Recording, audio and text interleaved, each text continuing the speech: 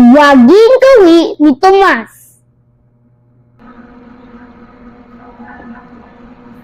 Si Tomas ay nasa ikatlong baitang.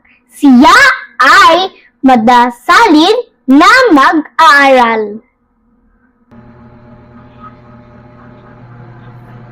Na isa sa kilos niya ang paggalang sa Diyos sa pamamagitan ng pagdarasal sa tuwina.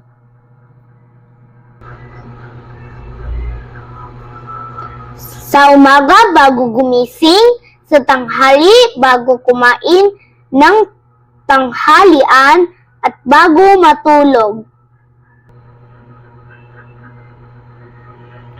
Naigagalang din niya ang kaniyang mag-aaral. Lalo't higit sa iba't ibang relihiyong kanilang kinabibilangan at pinaniniwalaan.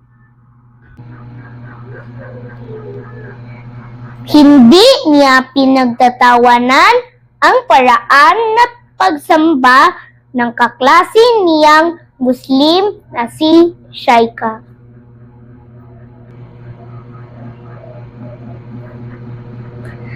Isinasakilos niya ang pagsunod sa mga pamantayan sa loob ng puok dalanginan. Bagamat iba't iba ang reliyon ng kinabibilangan, paraan ng pagsamba at puok dalanginan at iginagalang pa din ni Tomas ito.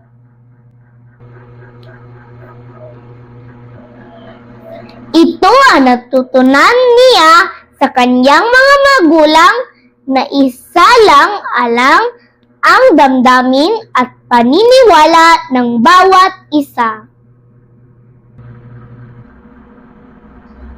Lagi din niyang isip na kapag isinakilos mo ang tamang gawi, ay iginalang mo ang inyong sarili at kapwa, at minamahal mo ang Diyos.